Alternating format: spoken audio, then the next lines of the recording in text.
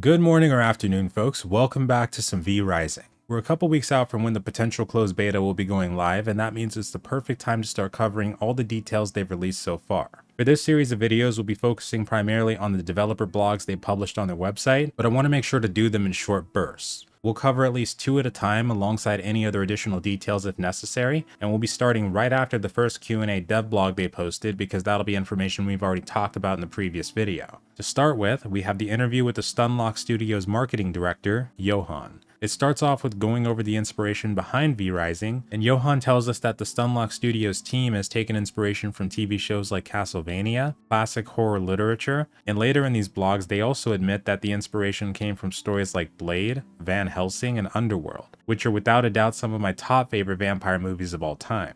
They aim to use their talent to make skill-based combat experiences and implant it into an atmospheric open world. Someone also asked a question from Discord in this article about what they feel for the success of Valheim. Stunlock Studios states that they are actually almost neighbors with Iron Gate, the studio behind Valheim, as they both are based in the same area within Sweden. But this has served as an inspiration for them, and personally I do think it does show that the interest in the market is still there. The game just has to be done correctly. Although it is fair to point out that Valheim functioned more as a player-verse environment or co-op experience as opposed to V Rising, which will have full loop PvP. Normally survival sandbox games would have this by default, but many in recent years that have released have gone unnoticed due to the vast saturation of the market. So for V Rising, we'll have to see how that goes, but as always, if they produce a great product, the numbers will speak for themselves. Moving on in the blog, we come to the world of V Rising and its inhabitants. Johan states that the game offers a vast open world in which you can move freely between regions. They don't give us the names of these regions, but later on in one of the blogs they do state that the map size will be around 4.5 square kilometers.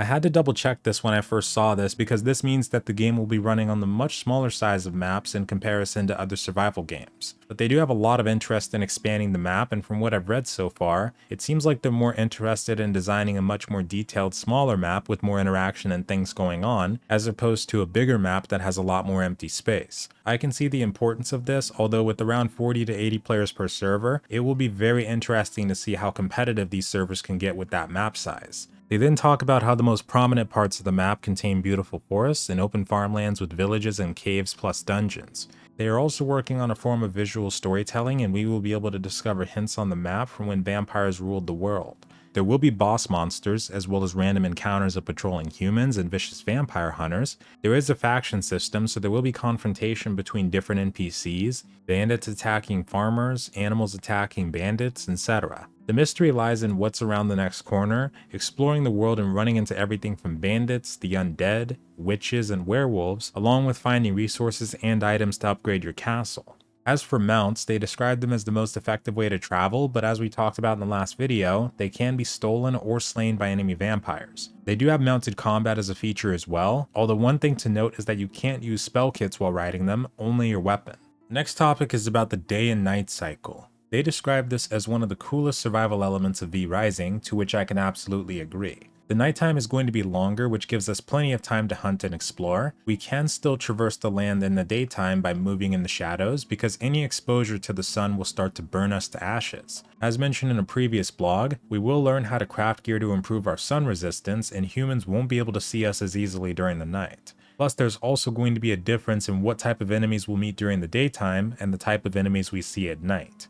As far as other dangers we might experience go, Johan tells us we'll have to worry about drinking blood, being aware of the sunlight of course, vampire hunters, holy areas like churches, so that sounds like we might not be able to go near them at all, garlic, silver, angry nuns, and other vampire clans, which sounds like there might be NPC ones. They expand on humans in the game by talking about how there will be harmless villagers on top of various enemy soldiers, and of course we know about the bandits and other things, but you will need to weaken a human before drinking their blood. And as far as ever playing humans in the future goes, they say that they'll most likely stay as NPCs. They then talk about the different types of blood. We discussed this a bit already, but they also say here that if we can't find humans to snack on, we can actually drink the blood from rats alongside other different sources. As far as the vampire castles go, we will be able to play without castles, but we won't be able to progress very far. To start this process, first we'll need to gain enough power to raise the castle. We'll build it up from scratch, put up walls and doors, and construct different rooms such as workshops, libraries, and prisons. Throughout the world, we'll also find special recipes and resources for crafting special rooms with unique perks. Of course, we'll also get access to various decorations and be able to expand the castle, and as far as the clans go, since we can live with them in our vampire castles, they confirm that there will be no friendly fire between party and clanmates despite combat and PvP always being active.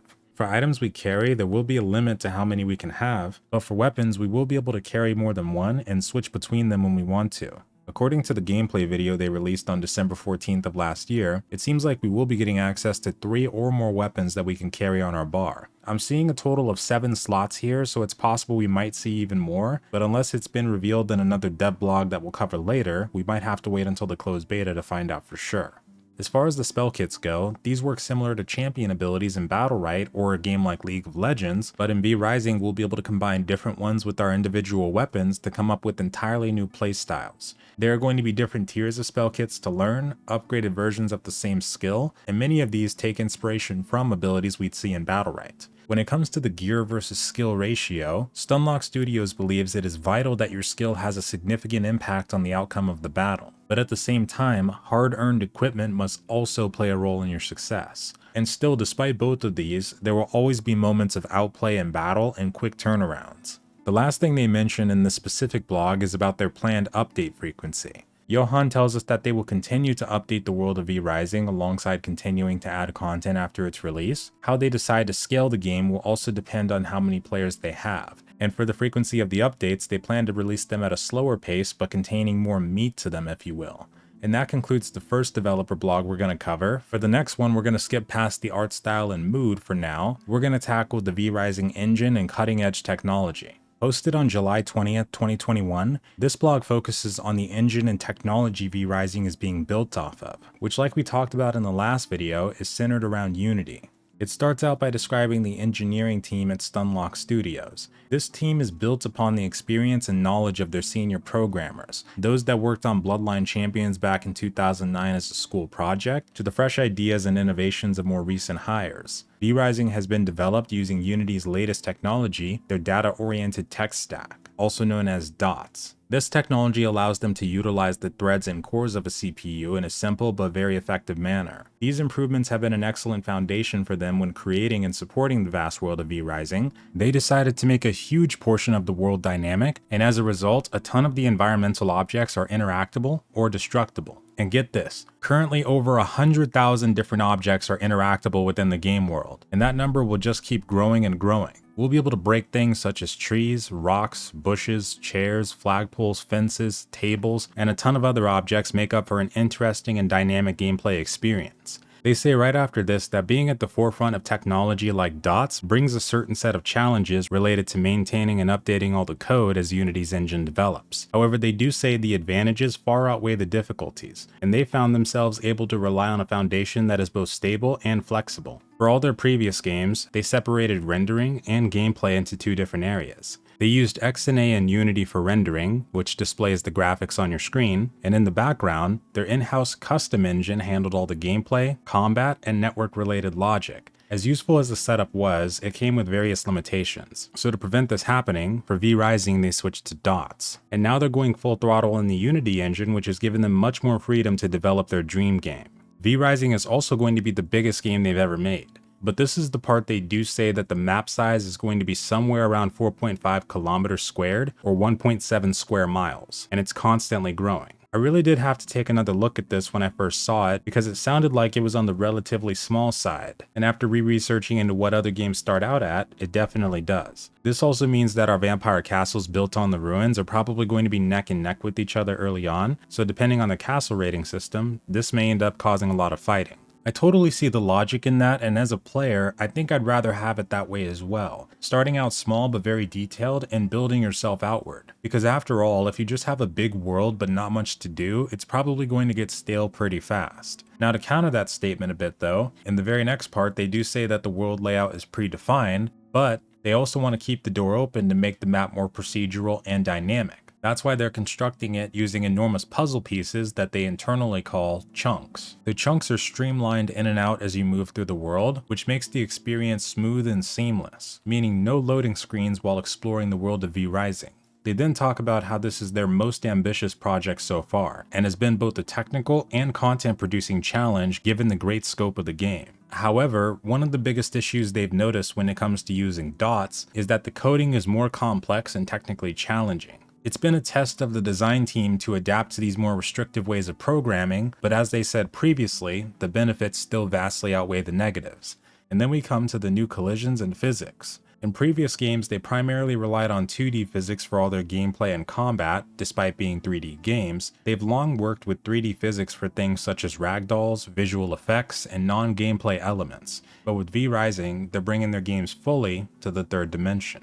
In this game, we'll be able to shoot above players and objects if we're standing at a higher elevation. We can jump down from cliffs and platforms in the game, either on our own or from a mount. And one of the new mechanics they utilize in this 3D collision is the sun. The sun is actually a moving object that orbits the world of V Rising throughout the day. To keep safe, you need to stay in the shadows. This picture illustrates it better, but the way they calculate this is to cast rays from the sun onto your character. If there are any sunblock-tad colliders between you and the sun, that means you're safe. As most objects you see in V Rising are highly dynamic, their collider representation also needs to be networked and synchronized to your game client. You could be hiding from a hungry bear while taking cover from the sun behind a tree, for example, but then that bear breaks it and you end up exposed to the sun just a little bit before nighttime. Using these systems like DOTS has opened up many opportunities for Stunlock Studios, and they are continuously pushing the limit on how huge they can make the world, or how many players they can have on each server while still having good performance. One of the features they're always expanding on is the castle building system.